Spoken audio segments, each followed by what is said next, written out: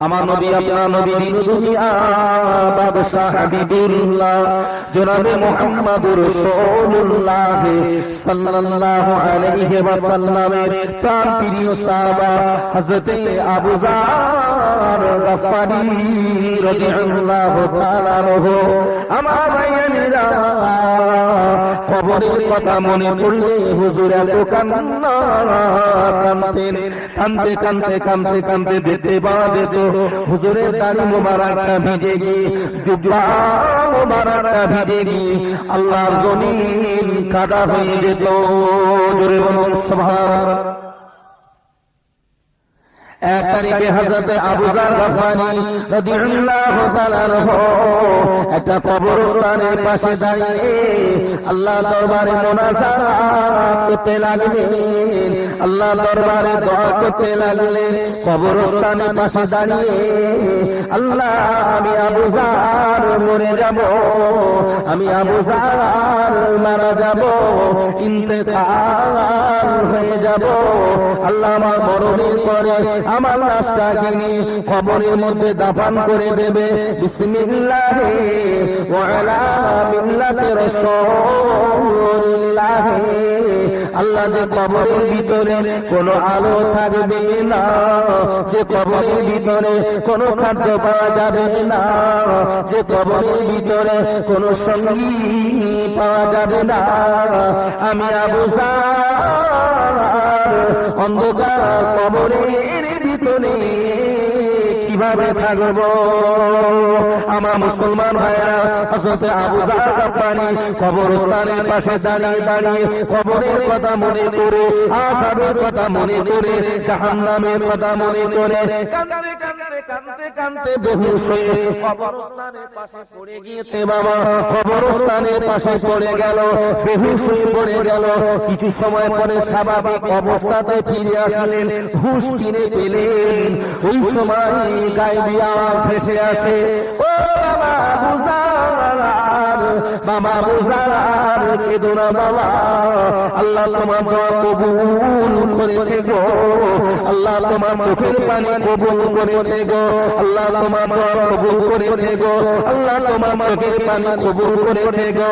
ও বাবা আবু যার, আল্লাহ তোমার দোয়া কবুল করে, আল্লাহ তোমার চোখের পানি কবুল করে, আল্লাহ তোমার জন্য আযাব কবরকে মাফ করিয়ে আল্লাহর জাহান্নাম তোমার জন্য হারাম করে দিয়েছে। আর ইমামের এক ইমাম, ইমামে আযম আবু হানিফা রাহমাতুল্লাহ আলাইহি, হুজুর একদিন রাস্তা দিয়ে হেঁটে যাচ্ছে। বাবা হুজুর লক্ষ্য করলেন রাস্তা কিনারায় ছোট একটা ছেলে দাঁড়িয়ে দাঁড়িয়ে কাঁদে। ইমামে আযম ছেলেটির কাছে চলে গেলেন, বাবা ছেলে, ও বাবা ছেলে কেন কাঁদো বাবা? তোমার আব্বা কি তোমাকে মেরেছে? তোমার আম্মা কি তোমাকে মেরেছে? তোমাকে কি কেউ কষ্ট দিয়েছে, চাকরি দিয়েছে? ইমামে আযম এই কথা জিজ্ঞাসা করলেন, আর ওই ছেলেটা বলছে, আমি কাঁদছি তো আপনার কি? মহাজালা। আরে আমাদের জগতের শ্রেষ্ঠ ইমাম তো ভালোর জন্য ছেলেকে জিজ্ঞাসা করছে, বাবা তুমি কাঁদছো কেন? আর ছেলেটা বলছে, আমি কাঁদছি তো আপনার কি? আমি কাঁদছি তো আপনার কি? ছেলেটা বলছে, আমার কান্নার কারণ যদি আপনাকে বলি, আপনি আমার কি উপকার করতে পারেন? ইমামে আযম অত্যন্ত ভদ্রতার সঙ্গে বলছে, বাবা তুমি বলো না বাবা, তুমি কাঁদছো কেন? তোমার কান্নার কারণটা আমাকে একটু শোনাও না। ছেলে বারবার বলছে, আরে আমার কান্নার কারণ যদি আমি আপনাকে বলি, আপনি আমার কি উপকার করতে পারবেন? না আমি বলবো না। ছেলে বলবে না, ইমামে আযম শুনবেন। শেষ পর্যন্ত ছেলেটা বলছে, বারবার জিজ্ঞাসা করছে তো বলি না। হুজুর আমি কাঁদছি কেন জানেন? কেন বাবা? শোনেন। বলে, ও ইমামে আযম, ও ইমাম, হুজুর আমি ক্ষুধার্ত ছিলাম, আমার বড় ক্ষুধা পেয়েছিল, আম্মার কাছে খেতে চাই, আমি আম্মার কাছে খেতে চাই না। আমাদের বাড়িতে খানা মজুদ করা ছিল না, আমাদের বাড়িতে খানা তৈরি করা ছিল না। আম্মা জান আমার মুখে আহার দেওয়ার জন্য, আম্মা জান আমাকে আহার দেওয়ার জন্য আমার আম্মা উনানের উপরে হাঁড়িটাকে চাপিয়ে দিয়ে বড় একটা কাঠ উনানের ভিতরে ঢুকিয়ে দিয়ে আমার আম্মা শতবার চেষ্টা করলেন ওই বড় কাঠের গায়ে আগুন লাগানোর জন্য। আমি দেখতে পেলাম শতবার আগুন লাগানোর চেষ্টা করলেন, কিন্তু না, বড় কাঠের গায়ে আগুন লাগে না। আমার আম্মা বড় কাঠটাকে উনানের ভিতর থেকে টেনে বার করে নিয়ে কচি কচি কাঠ, ছোট ছোট কাঠ, কুচি কুচি কাঠ, ছোট ছোট কাঠগুলাকে উনানের ভিতরে ঢুকিয়ে দিয়ে একবার আগুন লাগিয়ে দেওয়ার সঙ্গে সঙ্গে ছোট কাঠের গায়ে আগুন লেগে গেল, উনানটা জ্বলে উঠলো, উনানটা ধরে উঠলো। ওই সময় আমার আম্মা জান ওই বড় কাঠটাকে উনানের ভিতরে ঢুকিয়ে দিয়েছে। আমি দেখতে পেলাম অতি সহজে বড় কাঠের গায়ে আগুন লেগে গেল। ওই দৃশ্যটাকে দেখে কোরআন শরীফের একটা আয়াতের কথা মনে পড়ে গেল। আল্লাহ কোরআন শরীফের ভিতরে বলেছেন আল্লাহ কিয়ামতের মাঠে ময়দানে মাহশারে আল্লাহর কিছু বান্দা বান্দি দিগকে আর জমিনের পাথর দিয়ে আল্লাহ জাহান্নামের কাঠ হিসাবে ব্যবহার করবে। ওই দৃশ্যটা দেখে আমার ভয় পড়ে গেল। কাল কিয়ামতের মাঠে ময়দানে মাহশারে আল্লাহ যখন বড় লোকগুলোকে জাহান্নামের ভিতরে ঢুকিয়ে দেবে, হয়তো তাদের গায়েতে অতি সহজে জাহান্নামের আগুন লাগবে না, হয়তো আল্লাহ তাদেরকে জাহান্নাম থেকে বার করে আমাদের মতো বাচ্চা ছেলে, আমাদের মতো কচি ছেলেগুলোকে জাহান্নামের ভিতরে ঢুকিয়ে দিয়ে জাহান্নামটাকে জ্বালিয়ে নেবে, জাহান্নামটাকে ধরিয়ে নেবে। তারপরে বড় বড় লোকগুলোকে জাহান্নামের ভিতরে ঢুকিয়ে দিয়ে পড়াবে, জাহান্নামের ভিতরে ঢুকিয়ে দিয়ে জ্বালাবে। ওই আমি আসো ওই জাহান্নামের কথা মনে করে, আযাবের কথা মনে করে, কবরের কথা মনে করে আমি বাড়ি থেকে বেরিয়ে রাস্তায় দাঁড়িয়ে দাঁড়িয়ে কাঁদি। বলে বলুন সুবহান। ওই সময় ইমামে আযম আবু হানিফা রাহমাতুল্লাহ আলাইহি আল্লাহ তাআলা দরবারে দুটো হাত তুলে দোয়া করতে লাগলেন, আল্লাহ তাআলা আমি ইমামে আযম দোয়া চাই আপনার এই ছোট বান্দার জন্য জাহান্নাম হারাম করে দিন, জাহান্নামের আগুন হারাম করে দিন। মোনাজাত শেষ হয়ে গেল, দোয়া শেষ হয়ে গেল। ওই সময় গায়বী আওয়াজ আসে, ওরে ইমামে আযম, ওরে ইমামে আযম, কেঁদো না বাবা, কেঁদো না বাবা, আমি আল্লাহ তাআলা আমি তোমার দোয়াকে কবুল করে, আমার এই বান্দার চোখের পানি কবুল করে, আমি তোমার দোয়া কবুল করে, ওই বান্দার চোখের পানি কবুল করে আমি আল্লাহ দয়াময় দয়া করে মেহেরবানি করে, দয়াময় দয়া করে মেহেরবানি করে আমার ছোট বান্দার জন্য আমার জাহান্নাম হারাম করে দিলাম। যে ইমামে আজমের কথা বললাম, এই ইমামে আজমের ইবাদত আমল নবীর প্রতি ভক্তি ভালোবাসা, আমাদের ইবাদত আমল নবীর প্রতি ভক্তি ভালোবাসা এক হবে না আসমান জমিন ফারাক হবে? আসমান জমিন ফারাক হবে। তার ভিতরে কতটা জাহান্নামের ভয় ছিল জানেন? আযাবের ভয়, কলিজার ভয়, কবরের ভয়। আমরা সবাই জানি ইমামে আযম হুজুর কিসের ব্যবসা করতেন? যে কাপড়ের ব্যবসা। হুজুরের যে দোকান ছিল, দোকানে একজন কর্মচারী ছিল।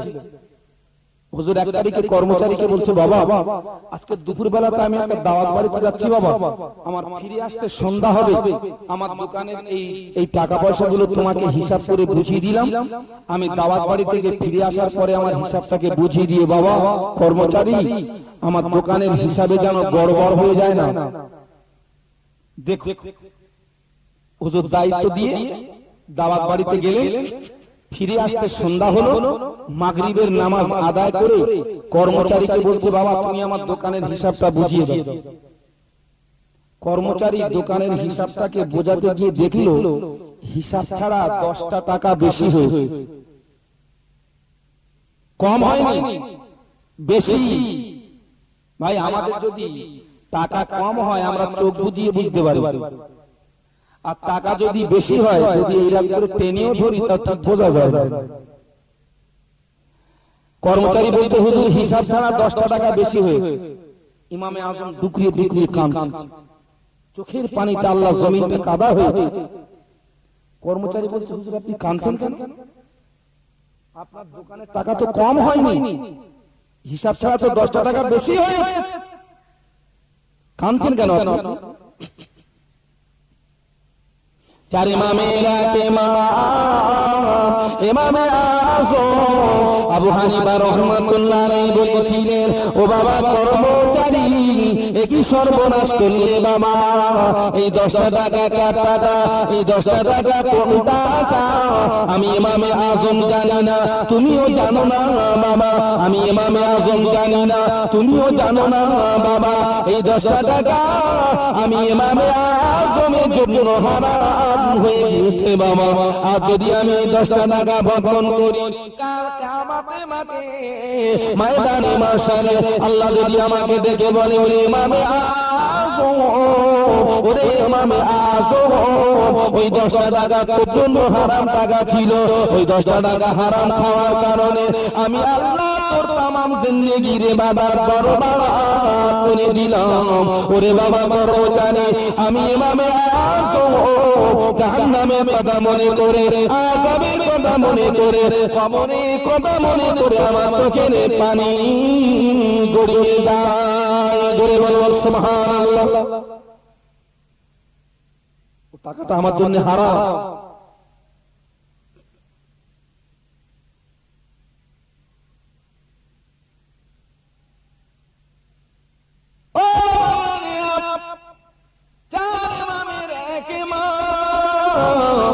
ইমামে আযম আবু হানিফা রাহমাতুল্লাহ আলাইহি আল্লাহ জাহান্নামের কথা মনে করে, আযাবের কথা মনে করে, কবরের কথা মনে করে কর্মচারীকে বলেছিলেন, বাবা আমার দোকানে কত টাকা আছে বলো? বলে হুজুর 30,000 টাকা আছে। বলে হুজুর 30,000 টাকা আছে। ইমামে আযম আবু হানিফা রাহমাতুল্লাহ আলাইহি আল্লাহ জাহান্নামের কথা মনে করে, আযাবের কথা মনে করে, কবরের কথা মনে করে 10টা টাকা হিসাবের গড়বড় হওয়ার জন্য তৎকালীন জামানায় 30,000 টাকা নিয়ে আল্লাহর রাস্তায় দান করে দিয়েছিলেন। মুসলমানেরা কান খুলে শুনে রেখে দিন বাবা, হারাম করে কবরের আযাব জীবনে মাফ হবে না, হারাম করে কবরের আযাব জীবনে মাফ হবে না বাবা। আমার ভাইয়েরা, হারামের কটা কোয়ালিটি আছে, হারামের কটা বিভক্ত আছে বাবা। খেলা খেলি আপনি যদি 1 বিঘা জমি আল ফেলে দেন, ওই 1 বিঘা যে জায়গাটা বেড়ে গেল, ওতে যে ফসলটা করেছেন এই ফসলটা হারাম ফসল বাবা, এটাকে হারাম বলা হয়। ওই হারাম মাল যদি খেয়ে নামাজ পড়েন, আপনার নামাজ পড়ে পড়ে পড়ে পড়ে মাথায় যদি আব হয়ে যায়, পাটা যদি ফেলে তেমনি করে ফুলে ফেটে যদি রসানি গড়িয়ে যায় বাবা, আপনার নামাজ আল্লাহ দরবারে কবুল হবে না। আপনার নামাজটাকে নিয়ে আল্লাহ ফেরেশতারা মুখে ছুঁড়ে মারবে। তোর নামাজ তুই লিখেছিস, তোর নামাজের কোনো দাম নেই। চাচা সকালে জমিতে যাচ্ছে, গিয়ে দেখতেছে আল ফেলা, বলতে হারা ভাই কি ব্যাপার, কি প্রত্যেক দিন রাত আসলে সকাল হয় আর আমি আসি আর দেখি যেন আল সব ছেলে ছেলে আমার দিকে আসে, কি ব্যাপার বলবেন? বলে চাচা তুমিও জানো না আমিও জানি না, মনে হয় খোদার ফেরেশতারা এসে ঠেলাঠেলি করে। আসলে কিন্তু ওই ভাই ঠেলে ঠেলে কিন্তু ওই জালিয়া।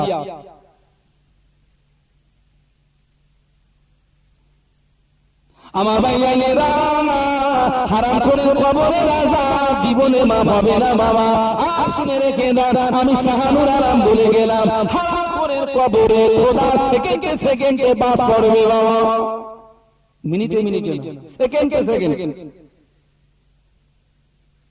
হারাম করে কবরে সেকেন্ডে সেকেন্ডে বাস করবে।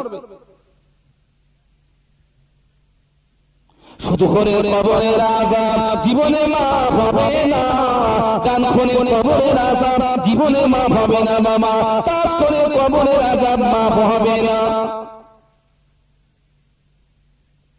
রেহাই নেই। ওটাকে বাঁয়ে রাখেন, আমি যে লাইনে যাচ্ছিলাম একটু আগিয়ে যাই।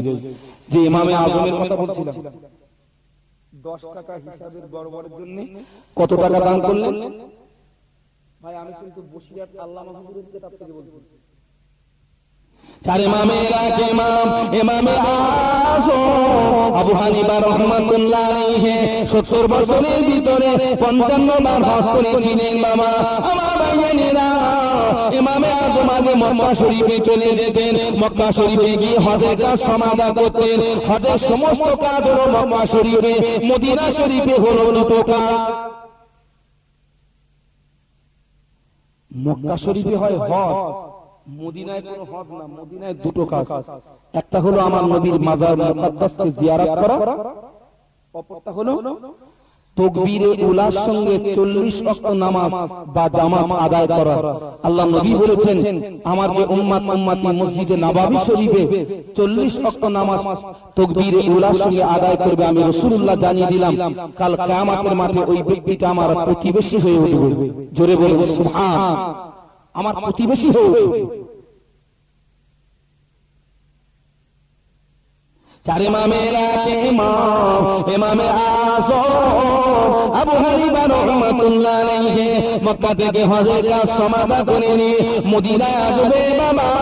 মক্কা থেকে মদিনায় আসতে গেলে কাবা শরীফে একটা বিদায়ী তরফে হয়। মক্কা থেকে মদিনায় আসতে গেলে কাবাকে একটা বিদায়ী তরফে হয়। আর ওই বিদায়ী তরফে দিনে হাজিরা এত কান্না করে।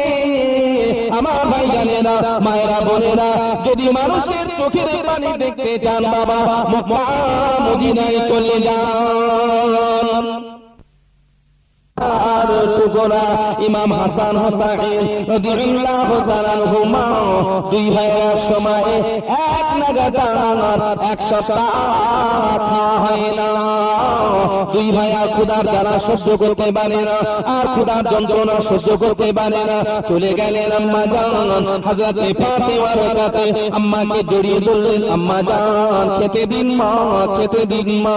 আর ক্ষুধার জ্বালা সইতে পারে না, আর ক্ষুধার যন্ত্রণা সহ্য করতে পারে না।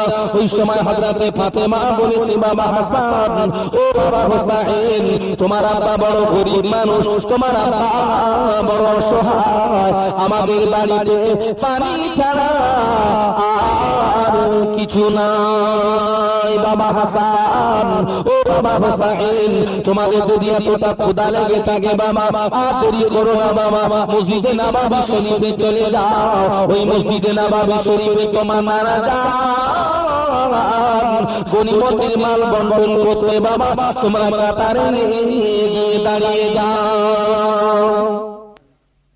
দুই ভাই মায়ের কথা শুনে ছুটে ছুটে ছুটে ছুটে মসজিদে নববী শরীফে গেলেন। গিয়ে দেখছেন গনিমতের লাইনে সব কাতারে কাতার দিয়ে দাঁড়িয়ে আছে।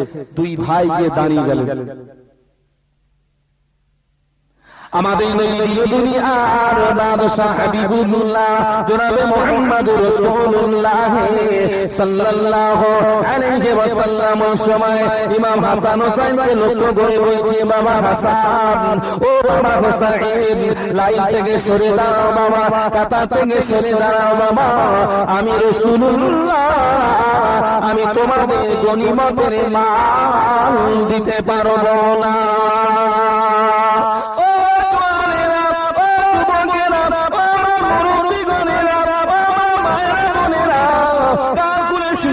দিন মা ইমাম হাসান হোসেন রাদিয়াল্লাহু তাআলা আনহুমা মসজিদে নববী শরীফে গিয়ে আল্লাহ নবীর জবান থেকে এই কথাটা শোনার পরে তাদের থেকে পানি গড়িয়ে যায় গো। আর খোদা যারা সহ্য করতে পারে না, আর খোদা যন্ত্রণা সইতে পারে না, সোজা মসজিদে নববী শরীফ থেকে আম্মা জান ফাতেমার কাছে চলে আসলেন। দুই ভাই দুই দিক দিয়ে হযরত ফাতেমাকে জড়িয়ে ধরলেন। আম্মা জান আপনি নানা জানের কাছে পাঠিয়েছিলেন, নানা জান সবাইকে গনিমতের মাল দিলেন, নানা জান সবাইকে গনিমতের মাল বন্টন করলেন, কিন্তু নানা আমাদের দিলেন না, আমাদের ফিরিয়ে দিয়েছে মা। আর খোদার জ্বালা সহ্য করতে পারি না মা, আর খোদার যন্ত্রণা সহ্য করতে পারি না মা, খেতে দিন মা, খেতে দিন। দুই ভাই এতটা বিরক্তি বোধ করতে লাগলেন, এতটা জ্বালাতন করতে লাগলেন। ওই সময় হযরতে ফাতেমা তাদের বিরক্তি বোধ সহ্য করতে না পেরে, জ্বালাতন সহ্য করতে না পেরে দুই ভাইকে হালকা করে একটু বকেছিলেন, মৃদু একটু বকেছিলেন। ইমাম হাসান হোসেন আম্মা জানের বকুনি শুনে বাড়ি থেকে বেরিয়ে কাঁদতে কাঁদতে কাঁদতে কাঁদতে রাস্তা দিয়ে চলে যায়, আর বারে বারে আম্মা দিকে ফিরে ফিরে তাকায়। ওই সময় হযরতে ফাতেমা খোদার তো দুই বেটার চোখের পানি দেখে আল্লাহ দরবারে হাত রেখে দেন, আল্লাহ আমি ফাতেমা গরিব বলে, আমি ফাতেমা অসহায় বলে, আমি ফাতেমা গরিব বলে, আমি ফাতেমা অসহায় বলে আজ আমার দুটো ক্ষুধার্ত বেটার মুখে আহার দিতে পারলাম না। আল্লাহ তাআলা কাঁদতে কাঁদতে চলে যাচ্ছে। আমি ফাতেমা করি আমাদের উপরে আপনার রহমত বর্ষণ করুন, জোরে বলুন সুবহানাল্লাহ। আমাদের যদি খাওয়া নাও হয়, আমাদের ছেলেরা মেয়েরা যদি আমাদের কাছে খেতে চায়, ওদেরকে যদি আমরা বকাবকি করি, ওরা যদি বাড়িতে কাঁদতে কাঁদতে বেরিয়ে যায়, ওদের চোখের পানি দেখে আমি পিতা মাতা হয়ে ওদের চোখের পানি সহ্য করতে পারবো না। ওদের চোখের পানি দেখে হযরত ফাতেমাও কাঁদছে, কিন্তু ওই যে দুটো ছেলে বাড়ি থেকে বেরিয়ে গেল, সামনে একটা পাহাড় যেই না টপকালো, হযরত ফাতেমার দৃষ্টির আড়াল হয়ে গেল। দুটো বাচ্চা যে কোথায় চলে গেল হযরত ফাতেমা আর বলতে পারবে না। ওদিকে মসজিদে নববী শরীফে গনিমতের মাল বন্টন করা শেষ হয়ে গিয়েছে। মসজিদে নববী শরীফে গনিমতের মাল বন্টন শেষ। আল্লাহ নবী আর দেরি করেন না, মসজিদে নববী শরীফ থেকে বেরিয়ে সোজা বেটি ফাতেমা আর বাড়ি চলে আসলেন। ও বেটি ফাতেমা, ও বেটি ফাতেমা, আমার দুই ক্ষুধার্ত ইমাম হাসান হোসেন কোথায়? বলে আব্বা জান আমি তাদের আপনার কাছে পাঠিয়েছিলাম, আপনি তাদেরকে ফিরিয়ে দিলে। তারা আমাকে সেটা বিরক্তি বোধ করছিল, এতটা জ্বালাতন করছিল, আমি তাদেরকে মৃত্যু বকার কারণে তারা বাড়ি থেকে বেরিয়ে কাঁদতে কাঁদতে কাঁদতে কাঁদতে এই রাস্তা দিয়ে কোথায় চলে গিয়েছে আমি ফাতেমা বলতে পারি না। আমি ফাতেমার মাঝে খোঁজ পাবো রাখি না। আমার নবী বলেছে বেটি ফাতেমা কেন তাদেরকে বকাবকি করলে, কেন তাদেরকে গালমন্দ করলে? ফাতেমা তাড়াতাড়ি করে বলো আমার দুই ক্ষুধার্ত ভাই কোথায়? বলে আব্বা জান তারা এই রাস্তা দিয়ে কোথায় চলে গিয়েছে আমি ফাতেমা বলতে পারি না। আল্লাহ নবী আর দেরি করলেন না, বেটি ফাতেমা বাড়ি থেকে বেরিয়ে ইমাম হাসান হোসেনের জন্য রাস্তায় বেরিয়ে পড়লেন। জোরে বলো সুবহানাল্লাহ। আল্লাহ নবী কিছুটা রাস্তা যাওয়ার পরে একজন জ্যোতিকের সঙ্গে দেখা হলো। আল্লাহ নবী তার কাছে খোঁজ খবর ভাই ভাইতে গেলে আমার কালিকা তো গোরা ইমাম হাসান হোসেন খবর বলতে পারো গো না ইয়া রাসূলুল্লাহ, ইমাম হাসান হোসেনকে দেখি না, জানি না, বলতে পারবো না। আল্লাহ নবী আরো কিছুটা এগিয়ে গেলেন, দুইজন জ্যোতিকের সঙ্গে দেখা হলো। আল্লাহ নবী তাদের কাছে খোঁজ খবর নিলে তারাও বলতে পারে না। পাঁচ মিনিট করে রাস্তায় একটা জঙ্গল ছিল, আল্লাহ নবী জঙ্গলের ভিতরে চলে গেলেন। জঙ্গলের ভিতরে গিয়ে আল্লাহ নবী জঙ্গলে বাঘ, জঙ্গলে সিংহ, জঙ্গলে বাঘ, জঙ্গলে সিংহ দেখে বলছিলেন ও জঙ্গলে বাঘ, ওরে জঙ্গলে সিংহ তোরা কি আমার কালিজার টুকরা ইমাম হাসান হোসেন খবর বলতে পারিস রে বাঘেদের চোখ দিয়ে দর পানি গড়িয়ে যায় সিংহদের চোখ দিয়ে দর পানি গড়িয়ে যায় ইয়া রাসূলুল্লাহ ইয়া হাবিবাল্লাহ আমরা জঙ্গলে আমরা ইমাম হাসান হোসেনকে দেখি না তাদের খবর বলতে পারবো না বাঘেদের চোখে পানি সিংহদের চোখে পানি আল্লাহ নবী জঙ্গল থেকে বেরিয়ে আবার রাস্তা দিয়ে হাঁটা শুরু করলেন একজন প্রতীকের সঙ্গে দেখা হলো তার কাছে খোঁজ খবর নিলেন প্রতীক বলেছিল ইয়া রাসূলুল্লাহ ইয়া হাবিবাল্লাহ ওই যে দূরে পাহাড় দেখতে পাচ্ছেন ওই পাহাড়ের নিচে একটা গুহা রয়েছে আর ওই গুহার পাশে দুটো বাচ্চা তাদের পেটের উপরে হাত লাগে বেঁধে নিয়ে আল্লাহ জমিনে লুটুপুটি খায় আর তাদের দুটো নয়ন পানি গড়িয়ে যায় ওরা ইমাম হাসান হোসেন আমি চিনি না জানি না বলতে পারবো না আল্লাহ নবী আর দেরি করলেন না নবী জঙ্গল থেকে বেরিয়ে ছুটে গিয়ে লাগে ওই পাহাড়ের নিচে একটা গুহা আছে বাবা আর গুহার পাশে ইমাম হাসান হোসেন রাদিয়াল্লাহু তাআলা আনহুমা দুই ভাই তাদের দুটো হাতকে পেটের উপরে বেঁধে নিয়ে আল্লাহ নবীনে লুটুপুটি খায় আর তাদের দুটো দয়ন দিয়ে দর পানি গড়িয়ে যায় আল্লাহ নবী ডেকে বলেছিল বাবা হাসান ও বাবা হোসেন কেঁদো না বাবা সবর করো বাবা সবর করো বাবা আমি রাসূলুল্লাহ জানিয়ে দিলাম তোমাদের উপরে আল্লাহর রহমত নাযিল হয়ে যাবে জোরে বলেন না সুবহানাল্লাহ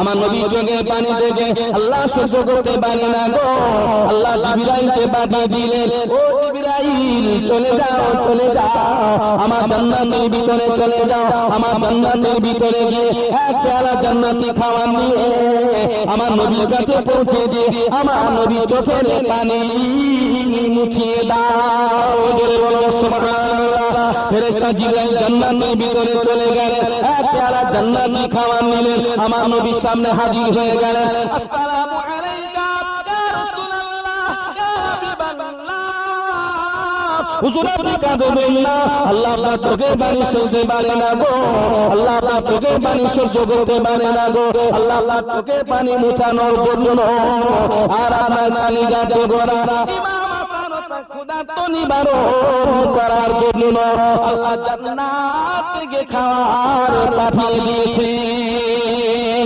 আল্লাহ নবী ওই খানাটাকে হাতে করে নিয়ে ইমাম হাসান হোসেনের দিকে লক্ষ্য করে বলেছিলেন বাবা হাসান ও বাবা হোসেন কেঁদো না বাবা কেঁদো না বাবা হাসান বাবা হোসেন কেঁদো না বাবা কেঁদো না আল্লাহ তোমাদের উপরে রাজি হয়ে গিয়েছে আল্লাহ তোমাদের উপরে খুশি হয়ে গিয়েছে ও হাসান হোসেন আল্লাহ তোমাদের উপরে খুশি হয়ে রাজি হয়ে আল্লাহ জান্নাতি খাবার তোমাদের জন্য পাঠিয়ে দিয়েছে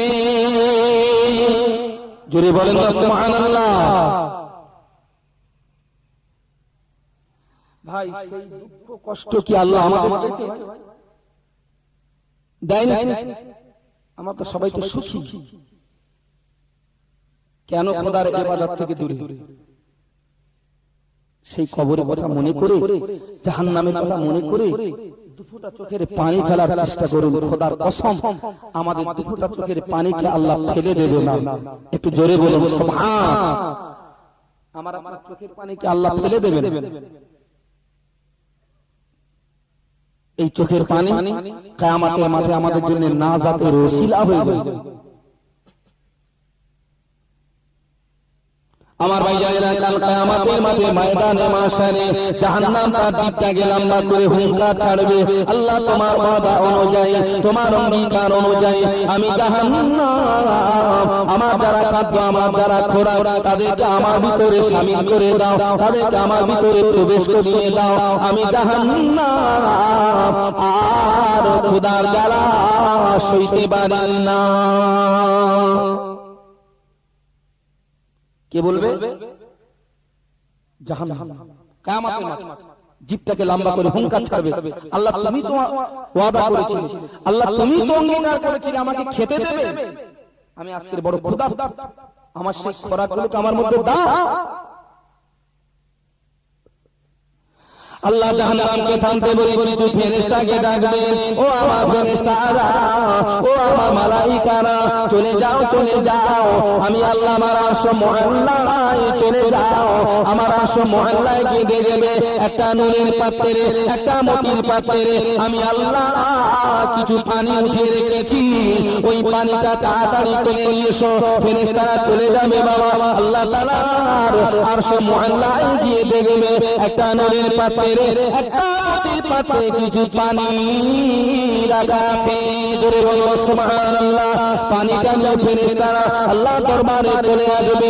আল্লাহ দরবারে এসে বলবে, আল্লাহ পৃথিবীর জমিনে বহু পানি, পৃথিবীর জমিনে বহু পানি, কিন্তু না না এত কম পানি, এত সংক্ষিপ্ত পানি নিয়ে কেন আরশ মহল্লায় নূরের পাত্রে উঠিয়ে রেখেছে? আল্লাহ বলে, ফেরেশতারা, ও আমার মালাইকারা, এ পানি পৃথিবীর কোন দরিয়ার পানি নয়, এ পানি পৃথিবীর কোন নদী নালার পানি নয়, এ পানি পৃথিবীর কোন খাল বিলের পানি নয়।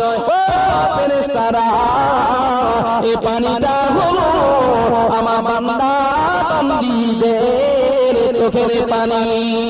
জোরে বলো সুবহানাল্লাহ। ও আমার ফেরেশতারা, পৃথিবীর জমিনে আমার বান্দা বান্দীরা আমাকে ভয় করে, আমার জাহান্নামের কথা মনে করে, আযাবের কথা মনে করে, কবরের কথা মনে করে দুফোঁটা চোখের পানি ফেলেছে।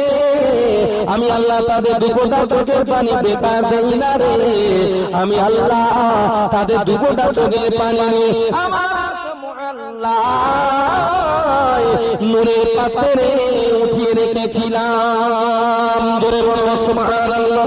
ও আমার ফেরেশতারা, আমার বান্দা বান্দীদের চোখের পানি জানিয়ে আমার জাহান্নামে একটু ছিটিয়ে দাও, আমার জাহান্নামে একটু ছিটিয়ে দাও। আমার ভাইজানেরা, কিয়ামতের মাঠে ময়দানে মাশারে আমার আপনার চোখের পানি নিয়ে আল্লাহ জাহান্নামে যেই না ছিটিয়ে দেওয়া হবে বাবা, আমার আপনার চোখের পানিতে আল্লাহর কঠিন জাহান্নাম ততরে ঠান্ডা হয়ে যাবে। এবারে আপনি কাঁদবেন কি না কাঁদবেন, বাড়িতে গিয়ে শুয়ে বালিশে মাথা দিয়ে চিন্তা করবেন। কেন না, জ্ঞানী মানুষের জন্য ইশারাটাই যথেষ্ট। জি, আপনি কাঁদবেন কি না কাঁদবেন, এবারে গিয়ে বাড়িতে গিয়ে বালিশে মাথা দিয়ে শুয়ে শুয়ে চিন্তা করবেন। আজ বেনামাজিদের বিরুদ্ধে ওয়াজ করার কারণে গালি দিচ্ছ, সুদখোরের বিরুদ্ধে ওয়াজ করার কারণে গালি দিচ্ছ, মদখোরের বিরুদ্ধে ওয়াজ করার কারণে গালি দিচ্ছ। সামনে এমন একটা দিন আসছে, সেদিন আমাদের জন্য কাঁদতে হবে, সেদিন খুঁজে পাওয়া যাবে না। গৃহস্থ দোতলা বাড়ি, ওর বাড়িতে একটা কুকুর পুষেছে, কুকুরটার নাম হলো লালু। কি নাম বললাম? লালু। মালিক থাকে দোতলায়, খাটের উপরে কায়দা মেরে শুয়ে থাকে, কুকুরটা থাকে নিচে ছাইয়ের গাদার উপরে। আর ও এমন একটা জাত, ওরে যদি খাটে জায়গা দেন ও বলে থাকবে না। বলো, জাত না ছাড়ে জাতের ধারা, মাছ না ছাড়ে খাই, আর কুকুরের দাও গদি দিচ্ছেন তবু না ছাড়ে ছাই। ও থাকে ছাই গাদার উপরে, খেতে দেয় কি? গৃহস্থর ফেলে দেওয়া মাছের কাঁটা, গোশতের হাড়, ফেলে দেওয়া ভাত। গৃহস্থ শুয়ে আছে, একদিন গভীর রাতে ওই কুকুরটা না ঘেউ ঘেউ করে ডাকছে। এর ডাকে মালিকের ঘুম ভেঙে গেছে। মালিক দোতলা থেকে নেমে এসে এরে তাড়িয়ে বলছে, দেখ লালু, আমি এখন ঘুমাচ্ছি, তুই আমার ডিস্টার্ব করিস না, ভালো মতো বলতে। ও গিয়ে আবার শুয়েছে। ভাই, আধা ঘন্টা পরে বেশ ঘুম এসে গিয়েছে, লালু আবার ঘেউ ঘেউ করে ডাকছে। ও নেমে এসে সাত দিতাম তাড়িয়ে, কিন্তু ধরতে পারে। বলছে, লালু, এটা তো লাস্ট ওয়ার্নিং, এইবার যদি তুই এরকম করিস তো তোর কপালে বলে বিপদ আছে, বিপদ আছে কপালে। এবারে গিয়ে শুয়েছে, ঘন্টাখানি অতিবাহিত হয়ে গেছে। মালিক তখন মোটামুটি এখান থেকে খুব জোরে জোরে মোটরের মতো আওয়াজ হচ্ছে, খুব কায়দা করে ঘুমোচ্ছে। আর কুকুরটা সেই সময় হঠাৎ খুব জোরে ডাকছে। মালিকের ঘুম, তবেরা ওর মাথার পাশে লম্বা এরকম বড় একটা লোহার ডান্ডা ছিল, ডান্ডাটা নিয়ে লুকিয়ে লুকিয়ে এসে লালু মাথায় এমন বাড়ি মেরেছে তো লালু মারা গেল। এইবারে কি কায়দা করে ঘুমোচ্ছে। সকাল হয়ে গেল, গৃহস্থ ঘরে মেন গেটে তালা লেগে দিয়েছিল বাবা, ঘরের দরজায় তালা, আলমারিতে তালা। ঘুম থেকে উঠে দেখে আলমারির তালা খোলা, দরজার তালা খোলা, মেন গেটের তালা খোলা। বাবা সন্দেহ হলো, আলমারিটা খুলে দেখে আলমারির ভিতরে কাতারে কাতারে কাতা দিয়ে টাকা সাজানো ছিল বাবা। আলমারিটা খুলে দেখে টাকা ফাঁকা হয়ে গেছে।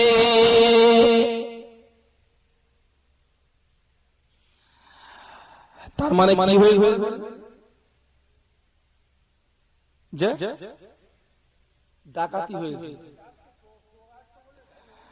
ওই কুকুরটা ডাকছে, ওর মালিকের সঙ্গে কিন্তু বেঈমানি করেনি, বলে ওরে খেতে দিতে কিন্তু মাছের কাটা গোশতের হাড় ফেলে দেওয়া বাবা।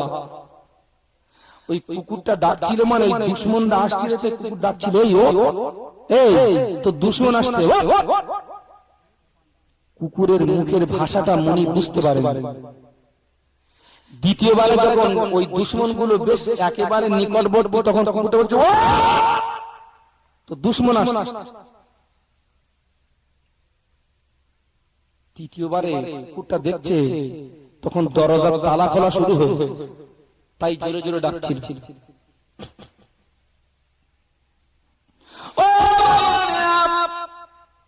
ওই সময় মুনির কাঁদে, মালিক কাঁদে, ওরে লালু কি সর্বনাশ করলাম লালু, তুই যে ডাকাডাকি করছিলি, তুই যে আমাকে ডেকে দিয়েছিলি, আমাকে সজা করে দিয়েছিলি, আমি তোর মুখের ভাষা বুঝতে পারি না, আমি তোর ভাষা বুঝতে পারি না রে। মালিক দোতলা থেকে নেমে এসে লালুকে জড়িয়ে ধরে কাঁদে, লালু ওরে লালু ওরে লালু ওরে লালু, তোর মুখের ভাষা যদি বুঝতে পারতাম আজকে আমি মারতাম না রে, আজ আমি তোকে মেরে ফেললাম, আর কি তোকে আমি জীবনে ফিরে পাবো। আর যদি তুই জীবিত থাকিস, জিন্দা থাকিস, আমার বাড়িতে ডাকাতি হতো না। আচ্ছা এইবারে যত ওই কুকুরে ধরে ওই পীড়িতের কাঁদা কাঁদুক, ওই লালু আর ফিরে আসবে? আসবে? তো মারা গেছে। ও ইবলিস শয়তান হলো আমাদের জন্য প্রকাশ্য দুশমন। ইবলিস শয়তান মানুষদেরকে বেনামাজিদের দিকে নিয়ে যায়, আলেমেরা দেখতে পায় এটা হলো শয়তানের কাজ, তাই আলেমেরা বলে বাবারা ফিরে এসো বাবা, নামাজি হয়ে যাও।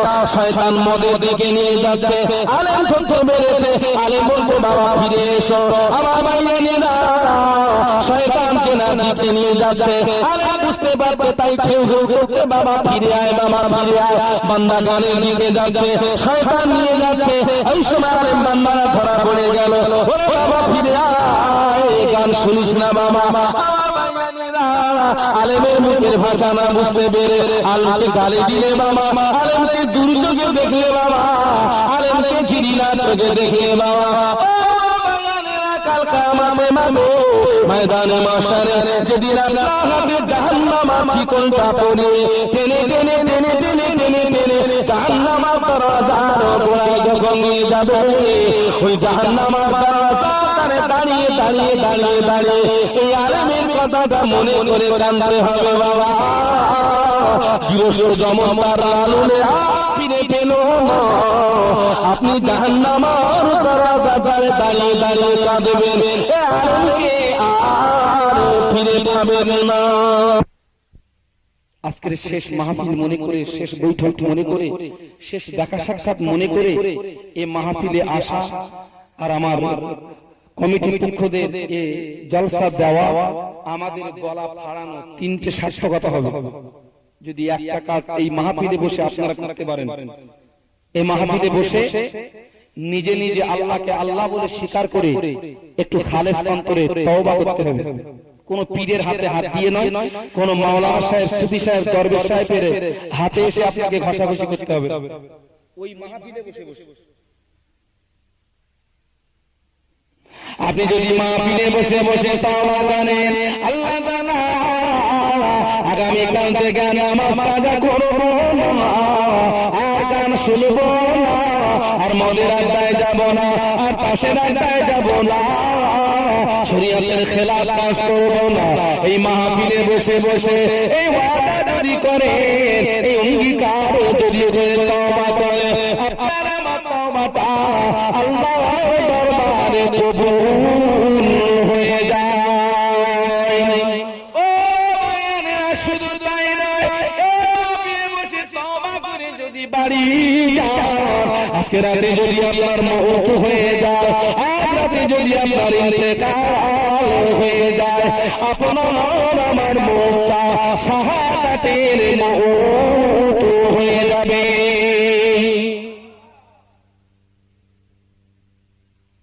আল্লাহ বান্দাকে জাহান্নামের ভয় দেখিয়েছেন, আবার পরে কিন্তু আল্লাহ জান্নাতের আশাও বান্দাকে দিয়েছেন। লা তাকনাতু মির রাহমাতিল্লাহ।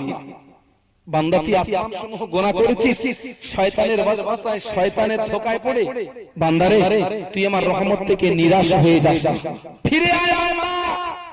একটাবারে তুই তোর ভুলকে স্বীকার করে একটু খালেস অন্তরে তওবা কর, বিশুদ্ধ তওবা একটু কর। একবার তওবা কর। قال الله تعالى يا ابن آدم إنك ما دعوتني ورجوتني غفرت لك على ما كان فيك ولا أبالي يا ابن آدم لو بلغت ذنوبك عنان السماء ثم استغفرني غفرت لك ولا أبالي الله বলেন يا ابن آدم হে আদম বংশধরেরা লাউ বালাগাত যুনুবাকা আনানা সামাই, যদি তোদের গুনাহটা সূর্য মার্গের মেঘমালা পর্যন্ত পৌঁছে যায়, সুম্মা ইস্তাগফারনি, তারপরে যদি তোরা আমি আল্লাহ আমার কাছে ক্ষমা চাস, আমার কাছে যদি মাফি চাস, গফারতু লাক, আমি আল্লাহ তাআলা তোদের ওই আসমান সমূহ গুনাহকে মাফ করে থাকি। ওয়ালা আমি আল্লাহ তোদের ওই আসমান সমূহ গুনাহ মাফ করতে দ্বিধাবোধ করি না। সুবহানাল্লাহ। আমার ভাই জানেরা, আমি টোটাল বক্তৃতার মাঝখান দিয়ে বুঝাতে চেয়েছি একটাই কথা, আমার বক্তৃতার সারাংশ কলিজায় জাহান্নামের ভয়, আযাবের ভয় যদি আমরা স্থান দিতে পারি, আমাদের দ্বারা কোনো গুনার কাজ হবে না, সৎ কাজ আমাদের দ্বারাতে টপ টপ হবে। আল্লাহ কবুল করেন, সকলে বলুন আমিন। আমার ভাষাগত দিক দিয়ে যদি কোথাও কোনো ভুল ত্রুটি হয়ে যায় ভাই, আমাকে একটু আল্লাহর রাস্তায় ক্ষমা করে দেবেন। আর আমার জন্য সবাই মিলে একটি খাস দোয়া রাখে, আল্লাহ যেন আমাকে মরণের আগ পর্যন্ত ঈমান ইসলামের উপরে ইস্তেকামাত থাকার তৌফিক দান, সকলে বলুন আমিন। আল্লাহ আমার মরণের আগ পর্যন্ত আমার শরীর সুস্থ রেখে দিয়ে হাদিসকে বজায় রেখে আমলে জিন্দেগি অতিবাহিত করবার তৌফিক দেন, সকলে বলুন আল্লাহুম্মা আমিন। আমি আপনাদের সকলের জন্য খাস দোয়া রেখে গেলাম, আল্লাহ যেন আমাকে আপনাকে সবাই কিয়ামতের মাঠে ময়দানে মাহশারে আমার পাক দামান ধরে আল্লাহর রহমতের জান্নাতের মেহমান বানিয়ে নেন, সকলে বলুন আল্লাহুম্মা আমিন। আপনার কাছ থেকে বিদায় নেব, বিদায় নেওয়ার আগে আসুন একটু সকলে আল্লাহর পবিত্র জমিনে দাঁড়িয়ে সোনার মদিনায় আমার নবীর কদম মোবারকে সকলে করে সালাম পাঠিয়ে দিই। একটু উঠে দাঁড়ান, সামনের দিকে আগিয়ে আসেন। ইয়া নবী সালাম,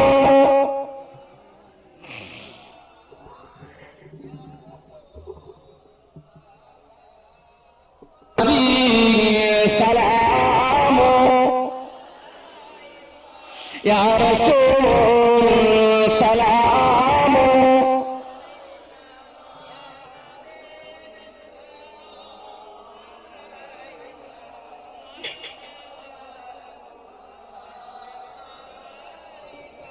দয়াময় প্রভু ও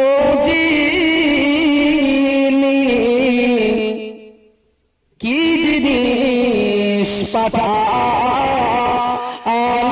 তিনি, চিনিল না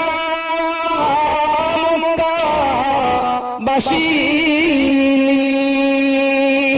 চিনিল বলে এ হরি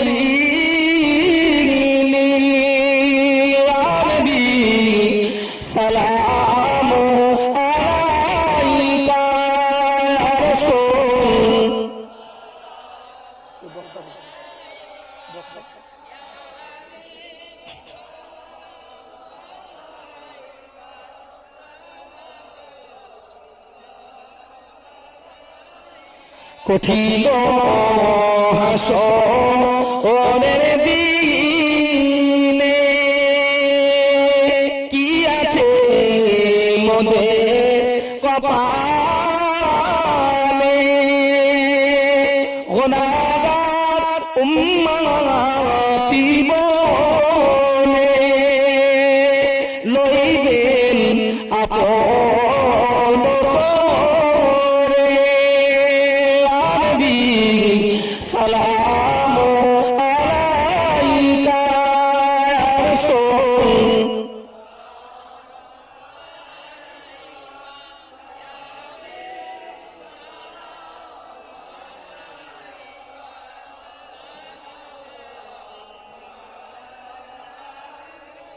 তয়ের দুষ্ট ছেলেরা আমার নবীকে পাগল ভাবিয়া মারিল পাথর ছুড়িয়া উঠিল আরশ কাঁপিয়া নবী সালাম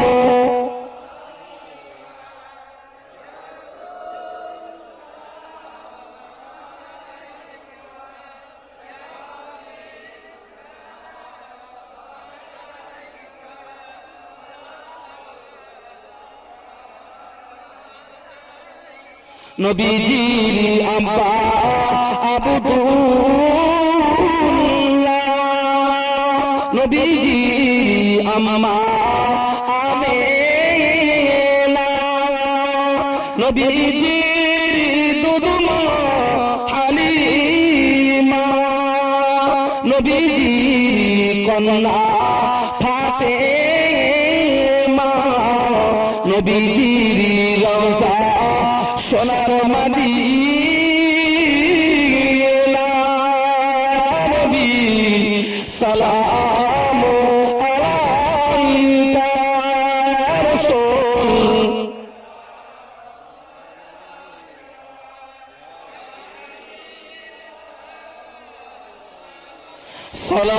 সালাতুল্লাহ ইয়া রাব্বি